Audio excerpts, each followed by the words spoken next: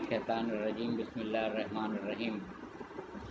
आज मैं आपसे जो गुफ्तगू करूँगा जिस टॉपिक पे, वो 7 नंबर का अदद है जो बहुत अहम तरीन है, जिसको परवरदिगार आलम ने कुरान मजीद में बहुत सारे मकामात पे इस 7 के अदद को दोहराया है।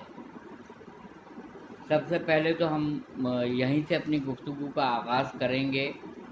मेरी कोशिश ये होती है कि कुछ मालूमात की ऐसी चीज़ें हैं जो नौजवानों को पता चलनी चाहिए, इसलिए कि कुरान मजीद के नाज़िल होने का ये मुतबर्रिक महीना रमज़ानुल मुबारक है और इसमें ज़्यादा से ज़्यादा कुरान मजीद को पढ़ा जाए, अरबी में भी और तर्जुमे के साथ भी, और उनके मफाहिम को समझने की कोशिश करनी चाहिए।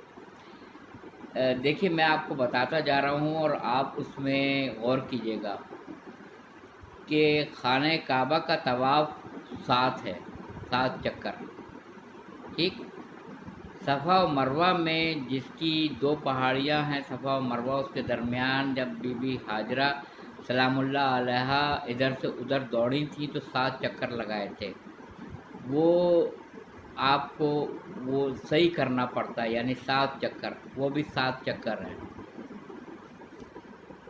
उसके बाद से अल्लाह ताला ने कुरान पाक में इरशाद फरमाया है कि हमने तुमको 7 आयतें दी हैं जिन्हें तुम दोहराते हो, और ये वो 7 आयतें वो हैं जो सूरह हम्द की हैं, जिन्हें कुरान मजीद ने कहा है कि जिनको हम हर नमाज में सूरह हम्द को हम दोहराते हैं। वो 7 आयतें सूरह हम्द की आयतें हैं।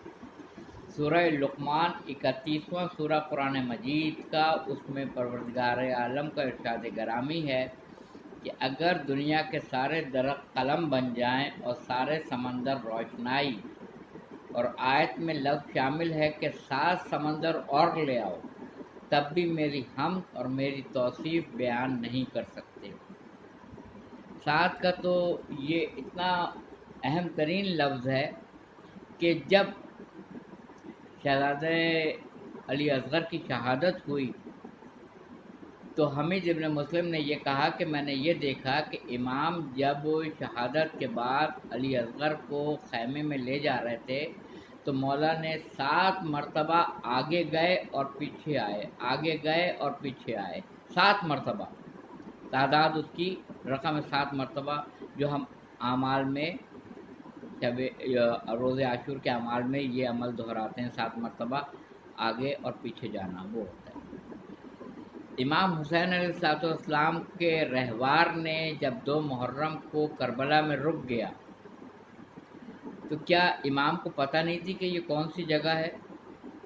इमाम को पता थी, इमाम को मालूम थी, मगर इमाम लोगों के मुंह से सुनना चाहते थे। लोगों ने कहा कि ये और मौला ने 7 रहवार बदले थे। अगर आप तारीख़ का मुताला करेंगे तो आपको पता चलेगा कि मौला इमाम हुसैन अलैहिस्सलाम ने 7 रहवार तब्दील किए थे।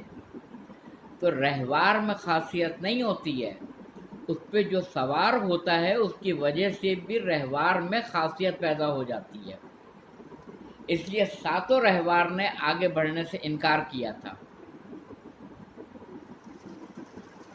फिर मैं आपको बताऊं कि जब किसी ने कहा मारिया है, किसी ने कहा गाजरिया है, किसी ने कहा अलकामा है, किसी ने कहा नैनवा है, और फिर एक बुज़ुर्ग ने आके कहा फरजंद रसूल हाज़ई करब व बला, ये करब और बला की जगह है, यहाँ से रवाना हो जाए। जो भी नबी यहाँ आया है उसने सिवाय गम के, दुख के, मुसीबत और आलाम के कुछ नहीं देखा। तो उस जगह को इमाम ने मुंतखब किया शहादत के लिए जहाँ से अंबिया गुज़र जाते थे।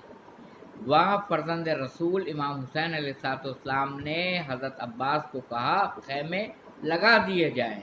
सवारियाँ उतरी और खैमे नस्ब होना शुरू हुए। 7 रहवार ने 2 मुहर्रम को करबला से आगे कदम बढ़ाने से इनकार कर दिया था। अच्छा, अल्लाह ताला ने कुरान मजीद में ये भी बताया है कि जब हशर बर्पा होगा اور اصحاب النار اصحاب الجنہ. دیکھیے جنت کے 8 دروازے ہیں، جہنم کے 7 دروازے ہیں. اور قرآن مجید میں اللہ تعالیٰ نے کہا ہے کہ میں نے فیصلہ کیا ہے کہ جنات اور انسان کی اکثریت کو، جن و انس کی اکثریت کو میں جہنم میں ڈال دوں گا. تو عقل کہتی ہے زیادہ دروازے جہنم پہ ہونے چاہیے کیونکہ وہاں مجمع کثیر ہوگا، اور جنت میں تعداد لوگوں کی کم جائے گی، وہاں پر کم دروازے ہونے چاہیے. مگر اس کا الٹ ہے، 7 دروازے جہنم پر ہیں اور 8 دروازے جنت کے اوپر ہیں، تاکہ جو متقی ہیں وہ آرام سے جا سکیں. 7 دروازے جہنم پہ اس لیے ہیں کہ ہمارے گناہ گار بندے پریشان ہو کے اس میں داخل ہوں. 7 دروازے. دھنک کے 7 رنگ اللہ نے بنائے ہیں، 7. کیا یہ غور و فکر نہیں کرتے ہیں؟ کیا یہ کہکشاں کو نہیں دیکھتے ہیں؟ اس پہ غور و فکر نہیں کرتے ہیں؟ دھنک کے 7 رنگ رکھے ہیں اللہ تعالیٰ نے. جب مکے میں قحط پڑا تھا، یہ قصص الانبیاء پڑھ لیجیے گا، جب قحط پڑا تھا تو حضرت علی علیہ السلام کو، مولائے متقیان کو رسول خدا نے طلب کیا تھا اور کہا تھا کہ کنویں کھودے جائیں. تو حضرت علی علیہ السلام نے 7 کنویں کھودے، 7. جب حضرت یوسف علیہ السلام کو بادشاہ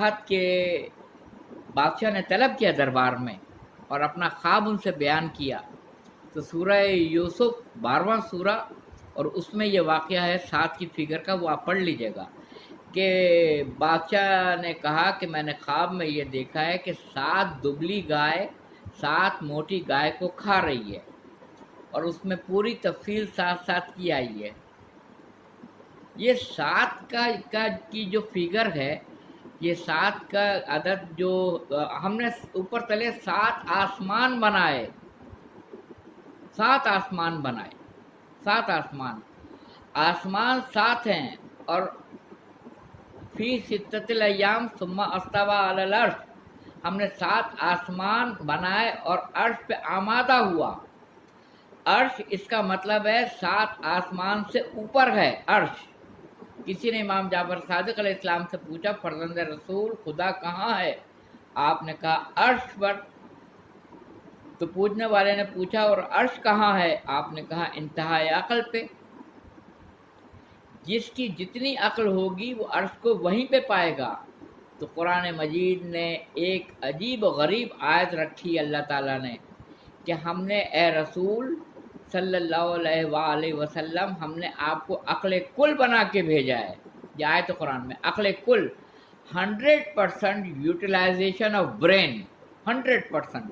اگر 100% یوٹیلائزیشن آف برین نہ ہوتا تو پھر یہ آیت قرآن میں کیوں آتی کہ اے رسول کائنات میں، دنیا میں نہیں، کائنات میں جتنے خبائث ہیں، خبیث چیزیں، اس کو امت کے لیے حرام قرار دیں، اور جتنے کائنات میں طیبات ہیں، پاک چیزیں ہیں، امت کے لیے حلال قرار دیں.